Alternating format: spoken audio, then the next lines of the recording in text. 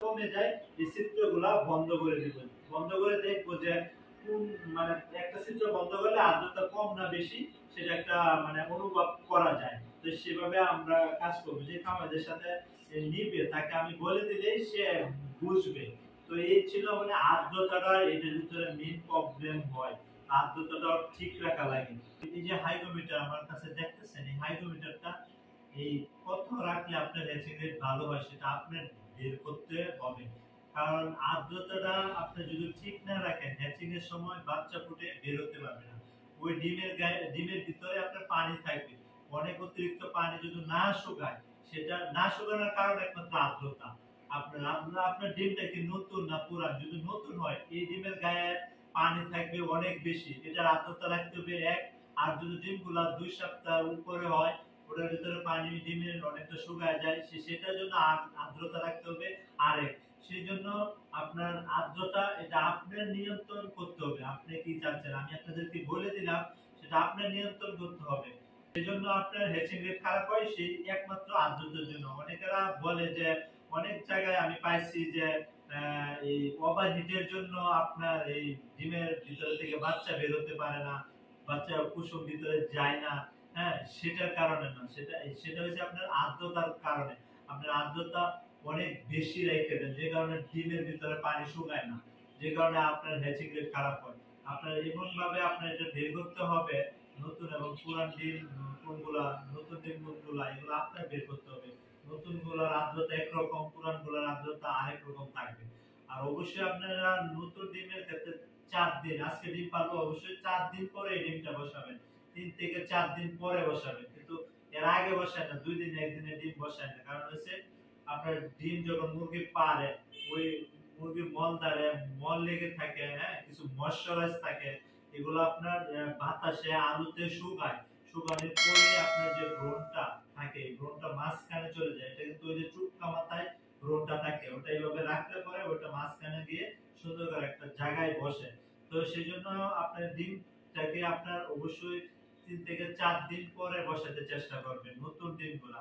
আর অনেকের ডিমগুলা সংগ্রহ করলে সেটা তো আমি বললামই যে আর্দ্রতা রাখতে হবে। পুরান ডিমের জন্য একরকম, নতুন ডিমের জন্য আরেক রকম। সেজন্য আমি আপনাদেরকে সঠিক আর্দ্রতা কত রাখবা সেটা আমি সঠিক ধারণা আপনাদেরকে দিতে পারবো না। কারণ হচ্ছে আপনারা কি নতুন ডিম বসাবেন না পুরান ডিম বসাবেন, সেটা আপনার উপরে ডিপেন্ড করবে। এই জন্য আমি কত রাখি এটা যদি আমারটা আমি বলি, যদি আমার মাপে আপনারা যদি ডিম বসান তাহলে হবে না। আমি ডিম সংগ্রহ করি ফ্রিজে, সংগ্রহ করে আমার মতো করে আমি বসাই। এখন আমার ডিমগুলা সবগুলা আপনার এক মানে ওদের ভিতরে পানি সব এক সমান হয়, ঠিক আছে। কিন্তু আপনারা কিভাবে ডিম সংগ্রহ করেন সেটা আপনাদেরকে বের করতে হবে। আমি যে কথাগুলো আপনাদেরকে বলি আমার অভিজ্ঞতা থেকেই কিন্তু কথাগুলো বলি। এখন যদি আমি বলি প্রথম সপ্তাহ 50 থেকে 55 রাখবেন, দ্বিতীয় সপ্তাহ 55 থেকে 65 রাখবেন, এভাবে যদি রাখেন, হ্যাঁ, ওইভাবে রাখলে নতুন ডিম লাগবে। কিন্তু পুরান ডিম যদি আপনার অনেক দিনের ডিম হয়, ওইগুলা পানি আপনার শুকায় থাকবে ভিতরে। তো ওই আর্দ্রতা যদি ওইটার মধ্যে রাখেন তাহলে আপনার হ্যাচিং রেট খারাপ হবে। এই ছিল আর কি আর্দ্রতার বিষয়টা। সেই জন্য আপনাদেরকে আমি সঠিক আর্দ্রতা কত রাখতে পারবেন এটা আমি বলতে পারবো না আপনাদেরকে। আমি আনুমানিক আপনাদেরকে বলে দিলাম, আপনারা কাজ করলেন, তাহলে তো হলো না জিনিসটা। সেই জন্য আপনারা এটা আপনার বের করতে হবে। আপনার নতুন ডিম এবং পুরান ডিমের উপরে এটা ডিপেন্ড করবে। সেই জন্য এটা আপনারই বের করতে হবে। আর অন্য কেউ আপনাকে এটা বের করে দিতে পারবে না। এটা আমার নিজের অভিজ্ঞতা থেকে আমি আপনাদেরকে বলছি।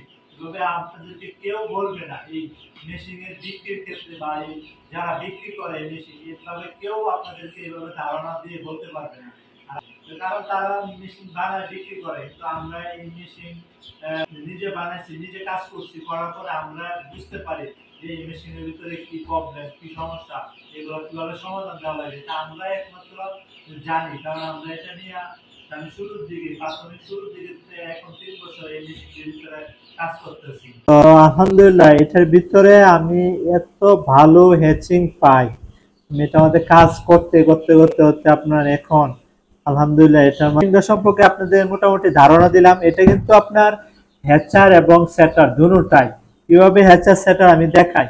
আপনার এই যে নিচে তো বাচ্চা ফুটবেই, এটা নিচে বাচ্চা ফুটে বের হবে, পাশাপাশি এই যে আমার কাছে দেখতেছেন এটা কমলার একটা ঝুড়ি, এটা আমি এখান থেকে কাটবো, এখান থেকে কাটলে অনেক উচ্চতা থাকবে। তো এরকম উচ্চতায় দুইটা ক্যারেট এই জায়গায় আমি বসায় দিব, আপনাদেরকে ওই মেশিনে দেখাইছি। তো এটা বসায় দিলে এটার মধ্যে 50টা ডিম, নিচে 50টা ডিম। তা এই যে চিত্র, এটা আমি এই যে জালি দিয়ে আমি এটা বন্ধ করে দিব, এভাবে জালি কেটে সমান করে বন্ধ করে দিব। তাহলে এদিক দিয়ে যখন হ্যাচিং এর সময় বাচ্চা বেরোবে, বাচ্চা পা প্রতিবন্ধী হবে না, হ্যাঁ, প্রতিবন্ধী হওয়ার সম্ভাবনা খুবই কম, হবেই না। এই জালি, এই যে চিকন জালি, এটা আমি ওই জায়গায় ব্যবহার করি। এটা যদি এটা আমাদের লাগাই দেওয়া যায় তাহলে আর হবে না, বা আপনারা চালা চট ইউজ করলে চলবে। তো এটা এখানে দুইটা ইউজ, এখানে যদি আমি দিয়ে দিই তাহলে আপনার হ্যাচিং সেটার দুটোটাই হবে। এবং দেখেন আপনারা মেশিনটা একটু দেখা হয়েছে কেন, দেখেন এইরকম দুইটা, এটারই ধরেন দুইটা, এটা অর্ধেক যদি করি তাহলে দুইটা, এটা যদি আমি এই মাছ বরাবর এভাবে বসায় দিই, এই যে এতটুকু শুধু থাকবে, হ্যাঁ, তারপর ঢাকনা লাগিয়ে দিব। এই যে নিচে দেখেন কত খোলাসা, এদিক দিয়ে কত খোলাসা, এই দিক দিয়ে লাইট আলু দিবে, এদিক দিয়ে ফ্যানে বাতাস দিবে, এদিক দিয়ে লাইট আলু দিবে, এদিক দিয়ে ফ্যানে বাতাস দিবে। অবাধ তাপমাত্রা হয়ে গেলে এই ফ্যানে বের করে দিবে। এই যে কত একটা খোলাসা, এই খোলাসা মাঝে এত ভালো হ্যাচিং হয়, আমি কি বলবো। এটা হচ্ছে ম্যানুয়াল ইনকিউবেটর, ইনকিউবেটর হ্যাচিং হয় ভালো বললে আমি এটা চেঞ্জ করতে পারতেছি না। আমি দীর্ঘ 3টা বছর এটার মধ্যে আমি হাতে ডিম ঘুরাই। আমি কিন্তু চাইলে কিন্তু আপনার একটা মেশিন নিতে পারবো, এবং আমি একটা মেশিন নিজে বানাতে চেষ্টা করবো। O2 ইনকিউবেটর যেটাকে বলে, O2 ইনকিউবেটর শীঘ্রই আমি আমার প্ল্যানে নিচ্ছি, শীঘ্রই আমি বানাবো। তবে আলহামদুলিল্লাহ এটির মধ্যে ভালো হ্যাচিং পাই বলেই আমি ওটির মধ্যে যাচ্ছি না।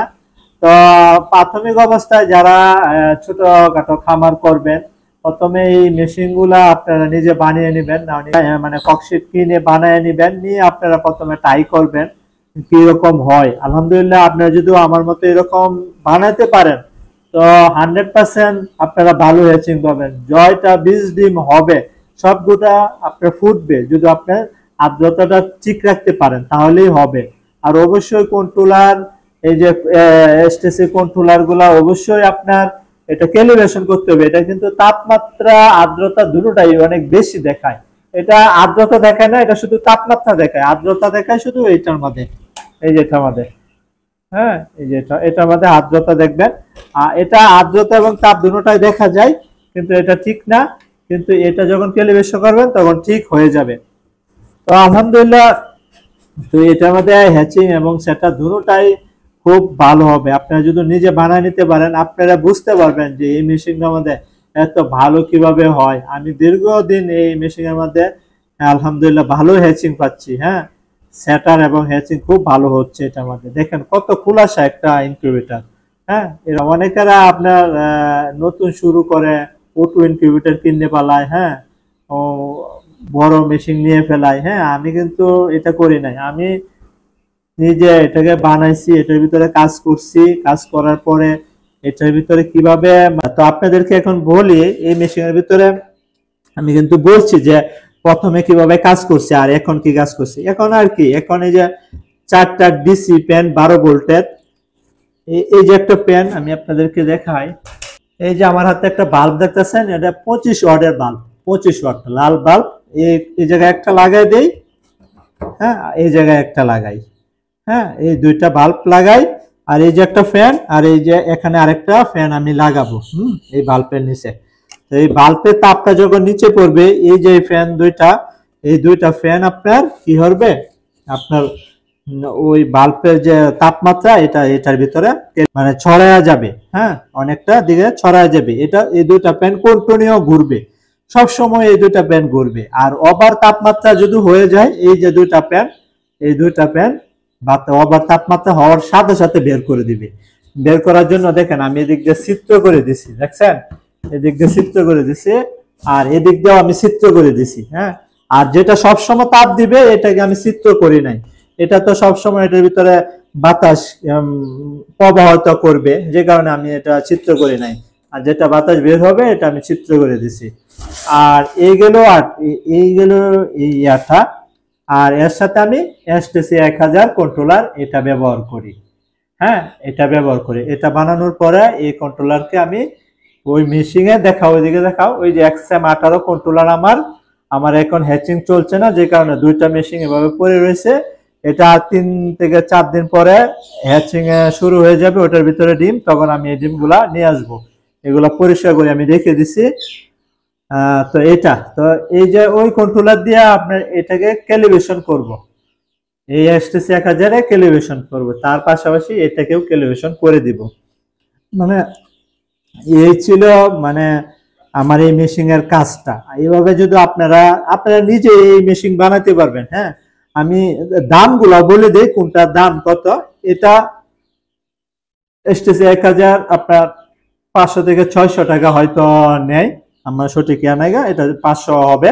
এই HTC 1000 500 টাকা হবে। আর এই ফ্যানগুলা 80 টাকা কইরা, এই ফ্যানগুলা 80 থেকে 100। অনেক জায়গায় মানে পাইকারি কিনলে 80 টাকা নেয়, আর বাইরে থেকে কিনলে 120 টাকা করে নেয় এই ফ্যানগুলা। তো 4টা ফ্যান জন্য আরো 2টা হোল্ডার, আর এই যে একটা কন্ট্রোলার। হ্যাঁ, এটা অনেক ভালো একটা কন্ট্রোলার, বড় অনেক অ্যাডাপ্টার। এটা হচ্ছে অ্যাডাপ্টার মাধ্যমে এই ফ্যানগুলো নিয়ন্ত্রণ হবে, এবং এই যে এই সার্কিটটা।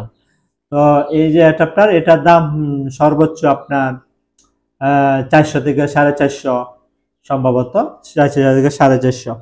তো আর এই যে আর কি, এই আর কিছু না।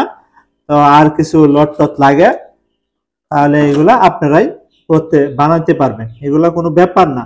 আমি যেহেতু টুকটাক, আমি যখন দেশে বাইরে থাকতাম, তো আমি টুকটাক ইলেকট্রিকের কাজ করতাম, যে কারণে আমার এই যে মেশিনগুলা বা এই মেশিনগুলা আমার করতে খুবই সহজ হয়। যারা ইলেকট্রিকে ন্যূনতম কোনো মানে ধারণা থাকে, হ্যাঁ, ন্যূনতম একটু জ্ঞান থাকে, তাহলে এরা এই মেশিন বানানো তাদের জন্য কোনো ব্যাপারই না।